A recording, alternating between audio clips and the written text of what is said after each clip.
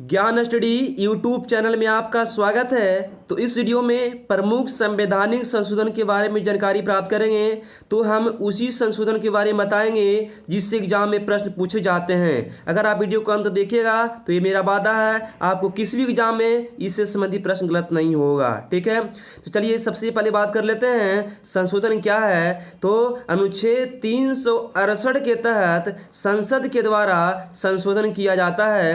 अब तक 100 से भी ज़्यादा संशोधन हो चुका है। ठीक है, तो चलिए हम आगे बात करते हैं। सबसे पहले बात करते हैं प्रथम संशोधन जो 1951 में हुआ था। इसके द्वारा 9वीं अनुसूची को जोड़ा गया जिसमें भूमि सुधार की चर्चा किया गया है। 9वीं अनुसूची को जोड़ा गया जिसमें भूमि सुधार की चर्चा किया गया है। ठीक है, चलिए आगे बात करते हैं 7वां संशोधन जो 1956 में किया गया था। इसके द्वारा भाषाई आधार पर राज्यों का पुनः गठन किया गया जिसमें पहले के राज्यों के 3 श्रेणियों को समाप्त कर दिया गया और 14 राज्य तथा 7 केंद्र शासित प्रदेश का गठन किया गया।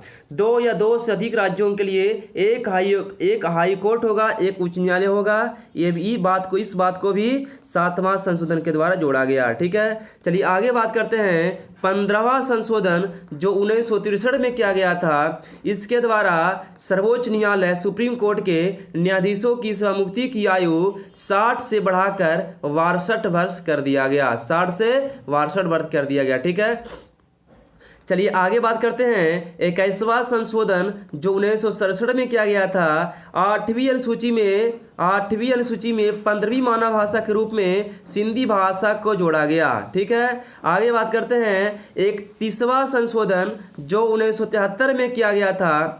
इसके द्वारा लोकसभा के सदस्यों की संख्या को 525 से बढ़ाकर 545 कर दिया गया। 525 से 545 कर दिया गया। आगे देखिए है 36वां संशोधन जो 1975 में किया गया था। इसके द्वारा सिक्किम को भारत का 22वां राज्य का दर्जा प्राप्त हुआ। सिक्किम को भारत का 22वां राज्य का दर्जा प्राप्त हुआ 36वां संशोधन के द्वारा 1975 में। ठीक है, आगे बात करते हैं 41वां संशोधन जो 1976 में किया गया था।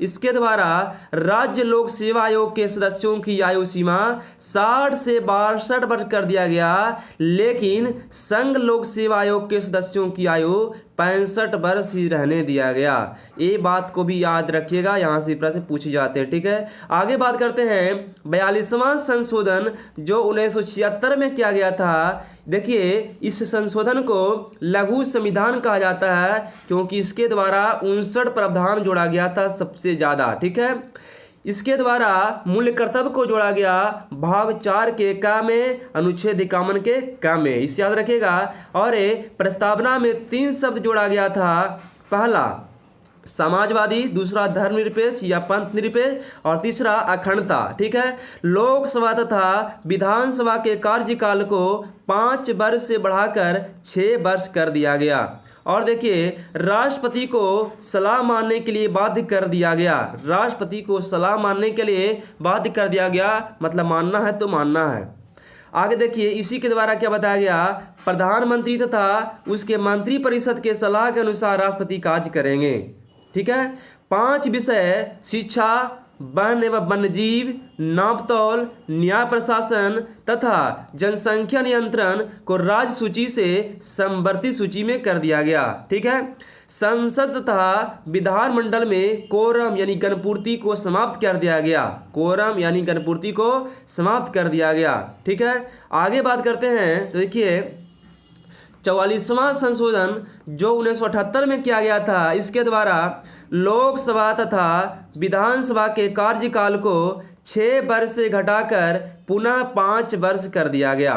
संसद एवं विधानमंडल में कोरम यानी गणपूर्ति जो एक कुल सदस्य का 1/10 सदस्य होता है, व्यवस्था को पुनः जोड़ दिया गया। राष्ट्रीय आपात में आंतरिक अशांति की जगह सैन्य विद्रोह को जोड़ा गया।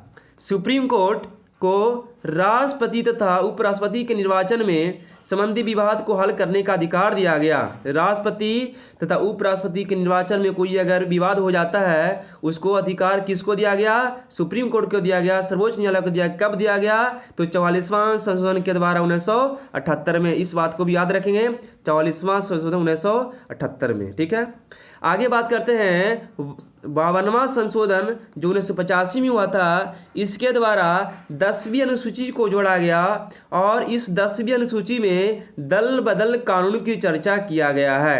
दल बदल कानून की चर्चा 10वीं अनुसूची में। ठीक है, आगे देखिए 56वां संशोधन जो 1987 में किया गया था। इसके द्वारा गोवा को 25वां राज्य का दर्जा प्राप्त हुआ। गोवा को 25वां राज्य का दर्जा प्राप्त हुआ 56वां संशोधन 1987 के द्वारा। 56वां संशोधन 1987 के द्वारा गोवा को 25वां राज्य का दर्जा प्राप्त हुआ। ठीक है, आगे बात करते हैं 61वां संशोधन जो 1989 में हुआ था।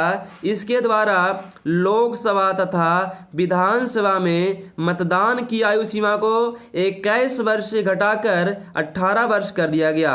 21 वर्ष से घटाकर 18 वर्ष कर दिया गया 61वां संशोधन 1989 में। ठीक है, आगे है 69वां संशोधन जो 1991 में हुआ था। इसके द्वारा दिल्ली को राष्ट्रीय राजधानी क्षेत्र का दर्जा मिला। दिल्ली को राष्ट्रीय राजधानी क्षेत्र का दर्जा कब मिला? 1991 में 69वां संशोधन के द्वारा, लेकिन राजधानी 1991 में नहीं बना था। ठीक है, आगे बात करते हैं 71वां संशोधन जो 1992 में हुआ था। इसके द्वारा 8वीं अनुसूची में 3 मानक भाषा को जोड़ा गया, कोंकणी, मणिपुरी और नेपाली। कोंकणी, मणिपुरी और नेपाली को 8वीं अनुसूची में जोड़ा गया 71वां संशोधन के द्वारा 1992 में। ठीक है, तो चलिए आगे बात करते हैं। आगे हमारा है 73वां संशोधन जो 1992-93 में हुआ था।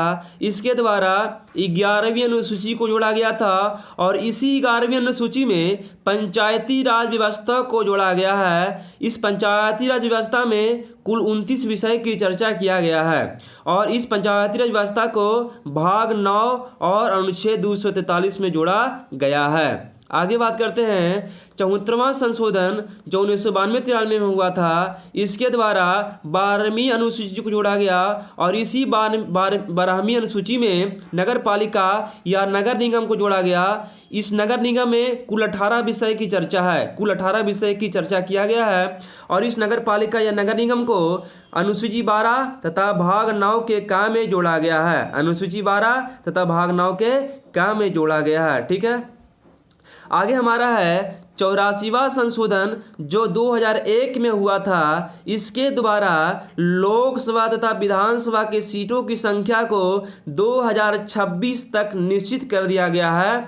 मतलब 2026 तक सीटों की संख्या नहीं बदलेगा, निश्चित कर दिया गया है 2026 तक। ठीक है, आगे है 86वां संशोधन जो 2002 में किया गया था। इसके द्वारा अनुच्छेद 21 में क्या बताया गया है? अनुच्छेद 21 के काम में जोड़ा गया है कि 6 से 14 वर्ष के बच्चों को उसके माता पिता का मूल कर्तव्य बनाया गया है कि वे अपने बच्चों को शिक्षा प्रदान करें। और देखिए इसी के द्वारा अनुच्छेद 45 में क्या बताया गया कि 0 से 6 वर्ष के बच्चों को सरकार उनके पोषण तथा शिक्षा प्रदान करेंगे।